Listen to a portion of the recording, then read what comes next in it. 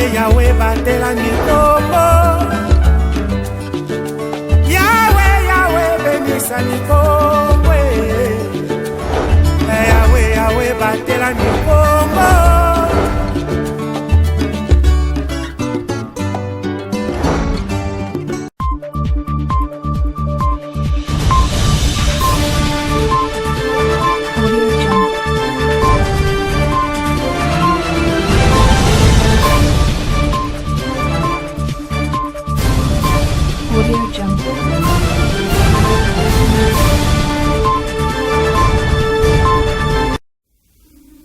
Tout le plaisir est pour nous de vous savoir nombreux en train de suivre votre chaîne. Mesdames et messieurs, merci de nous avoir choisis pour vous informer. Soyez le bienvenu dans ce journal.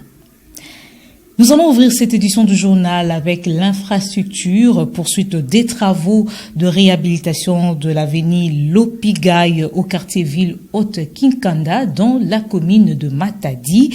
Ces tronçons connus sous le nom de l'entrée clinique jouent un rôle crucial dans la fluidité du trafic et l'accès aux services essentiels de la ville. C'est un reportage de Glodino Lucano. Lancé à la fin du mois de décembre de l'année passée, les travaux de réhabilitation de l'avenue Lopigaï qui va de l'entrée principale de l'hôpital provincial de référence de Kinkanda jusqu'au rond-point RTNC en passant par l'église catholique et la division provinciale de la santé dans la commune de Matadi avancent normalement. Ces travaux qui consistent au décapage, curage des caniveaux et bétonnage de la chaussée ont atteint l'avant-dernière phase des activités. La plus grande partie de ces tronçons a été déjà bétonnée à la grande satisfaction de la population. Nous sommes très ravis de voir l'exécution de ces travaux. Si nous avons de belles routes, notre pays va facilement se développer. Ne vous limitez pas seulement ici, faites autant pour d'autres routes urbaines et même provinciales en suivant la vision du chef de l'État qui prône le développement du pays à partir de la base. Signalons que ces travaux sont financés par le gouvernement Grace Bilolo et sont exécutés par l'agence des grands travaux du Congo central dirigée par Maître Patine Zuzuama Kengedi. À Lemba, dans le bas-fleuve, plusieurs familles passent la nuit à la Belle Étoile après le passage jeudi 23 janvier 2025 d'un vent violent qui a emporté les toitures et fait écouler plusieurs maisons. Détails et commentaires dans cet élément avec les images de Blaise Poba. Des toitures emportées, maisons écoulées, c'est la scène qui s'observe depuis jeudi dans la cité d'Elemba au territoire de Lukula, dans le bas-fleuve. Les habitants, au moins 45 familles, passent la nuit à la Belle Étoile, s'efforcent de se réorganiser après le passage d'un vent violent semblable à une tornade qui a tout fracassé sur son passage, témoignent ses résidents. Beaucoup de maisons se sont écroulées. Nous regrettons, un vent violent a soufflé et a emporté les tôles et les murs de nos maisons. Que l'État nous vienne en aide, car nous n'avons pas de moyens. Et à cet effet, Ernest Makie Sendoudi, chef de l'agglomération de Lemba, est descendu sur place pour évaluer le dégât et plaide auprès des autorités provinciales.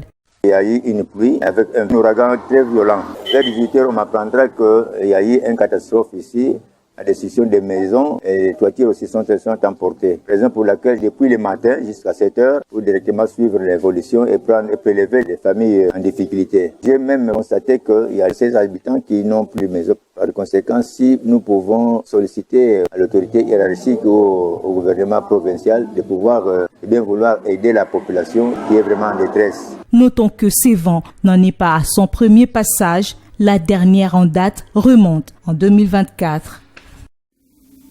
Parlons de la situation sécuritaire à l'est de la République démocratique du Congo. La guerre ne cesse de faire des victimes. Vous l'avez sans doute appris, le décès du gouverneur militaire du Nord Kivu, le général Peter Sirimwami, qui est décédé jeudi 23 janvier 2025 après avoir été touché par balle au front. Nous vous convions de suivre le détail de cet élément avec Glodino Lucano. Le général Peter Sirimwami, gouverneur intérimaire militaire du Nord Kivu, est mort dans les combats à l'est de la République démocratique du Congo où la tension demeure. Les combats ont repris jeudi 23 janvier 2025 entre les éléments de la forces armées de la République démocratique du Congo et les rebelles du mouvement du 23 mars en sigle M23 soutenus par l'armée rwandaise. Le général-major Peter Chirimwami Kuba, figure emblématique du patriotisme congolais, s'est éteint en héros fidèle à son engagement envers la République démocratique du Congo. Il s'est rendu sur les fronts aux environs de Sake, une vingtaine de kilomètres à l'ouest de Goma, où il a été grièvement blessé par des balles au thorax. Malgré une évacuation en urgence vers Goma pour Kinshasa, le destin a été implacable. Le général Chirimwami a succombé de ses blessures, offrant à la nation son dernier souffle. L'annonce a été faite par le général Sylvain Ekenge, porte-parole des FARDC, au sortir du Conseil supérieur de défense, présidé par le chef de l'État, Félix-Antoine Tshisekedi, vendredi 24 janvier dans la soirée. Il a ensuite indiqué que le défunt aura droit à des obsèques nationales. Rappelons qu'il a été désigné gouverneur intérimaire du Nord Kivu en octobre 2023, succédant au lieutenant général Constant Ndima et qui avait été démis de ses fonctions après que l'armée a repris avec force une tentative de manifestation organisée par une secte politico-religieuse. Poursuivons ce journal. Faisons suite à la situation sécuritaire précaire qui prévaut à l'est de la République démocratique du Congo. Le président de la République, Félix-Antoine Tshisekedi Tshilombo, a présidé la réunion du Conseil supérieur de la défense. Question de peaufiner le stratégie contre le rebelle du M23 et au cours de cette réunion, l'armée congolaise a fait le point sur la mort du général Peter Sirimwami. C'était vendredi 24 janvier 2025. Suivez le compte rendu de cette réunion. Cette réunion a porté sur un seul point, la situation qui prévaut actuellement dans la partie orientale de notre pays, et surtout au Nord Kivu, et surtout dans les environs de Goma. Le commandant suprême a donné des instructions fermes pour que l'ennemi qui est en train de nous attaquer, pour que l'agresseur soit traqué jusque dans son dernier retranchement, qu'il soit repoussé loin de Goma et poursuivi jusqu'à récupérer l'ensemble du territoire national qu'il occupe. Ça, c'était la première préoccupation qui a réuni autour du commandant suprême les responsables militaires et civils que vous avez vus. Le deuxième problème, et c'était une information très capitale, c'était l'annonce du décès du gouverneur du Nord Kivu, le général-major Chirimwami Nkuba Peter, qui est tombé l'arme armée au champ d'honneur. Il a été blessé, on l'a évacué et tout a été fait pour qu'il arrive à Kinshasa et que l'achemine pour des soins appropriés à l'extérieur du pays. Mais malheureusement, il a succombé de ses blessures. Voilà l'essentiel de tout cela et les honneurs lui seront rendus lors des obsèques nationales qui seront organisées ici à Kinshasa.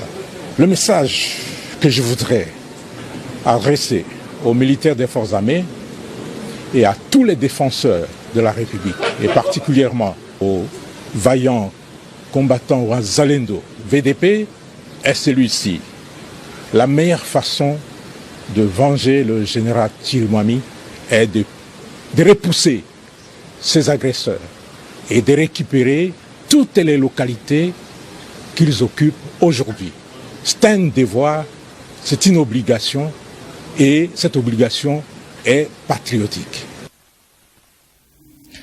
La 29e réunion du Conseil des ministres s'est tenue vendredi 24 janvier 2025 à Kinshasa sous la présidence du président de la République Félix-Antoine Tshisekedi Tshilombo. Plusieurs points étaient à l'ordre du jour, dont la situation sécuritaire à l'est de la RDC et de sa participation à la 55e réunion annuelle économique des Davos. Nous vous convions de suivre le compte rendu lu par le porte-parole du gouvernement, le ministre de la Communication et Médias, Patrick Mouyaya. Le président de la République est revenu sur la situation sécuritaire du pays qui demeure préoccupante, particulièrement à l'est du pays, où l'armée rwandaise, avec des groupes armés, dont les terroristes du M23 et d'autres milices continuent d'essaimer la terreur. Dans ce contexte de crise, la désinformation et les fausses alertes sont utilisées par l'ennemi pour s'aimer la confusion et la panique au sein de notre population. Pour y faire face, il est crucial que le ministre de la Communication et des Médias, ainsi que les services de communication de l'armée, bâtissent un réseau de communication efficace et capable de transmettre les informations fiables et réelles aux populations locales, renforçant ainsi leur action en cours. Dès lors, le président de la République a engagé le vice-premier ministre, ministre de la Défense nationale, ainsi que l'ensemble du commandement militaire à mettre tout en œuvre pour maintenir le moral de nos vaillants combattants qui se battent courageusement sur le front pour la paix et la sécurité de notre nation à un niveau élevé, en assurant un ravitaillement suffisant et en garantissant les conditions nécessaires pour leur permettre de remplir leur mission avec détermination et efficacité.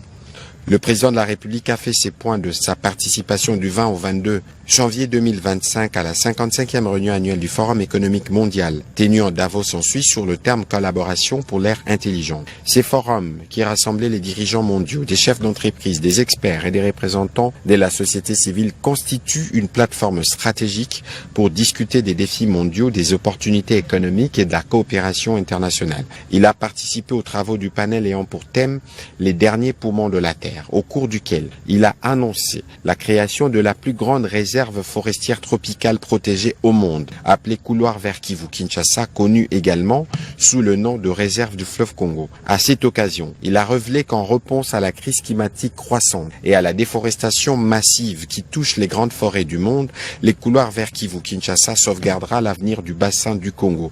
L'annonce de ce projet a été saluée par plusieurs autres panélistes, parmi lesquels le fondateur du Forum économique mondial, le professeur Klaus Schwab, qui a admiré l'engagement de la République démocratique du Congo à soutenir le lien entre la paix, les développements durables et la conservation de la nature, ainsi que l'ancien secrétaire d'État américain John Kerry, qui a pour sa part salué cette initiative.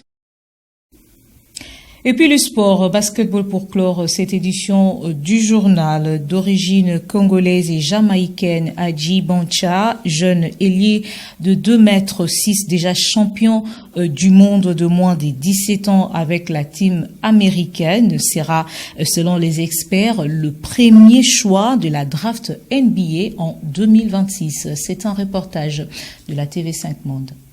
Il est venu spécialement des États-Unis et s'appelle Eddie Dibansa, 18 ans. À la fin du mois, il a débuté le basket à 4 ans. Son papa est donc du Congo-Brazzaville, sa maman jamaïcaine.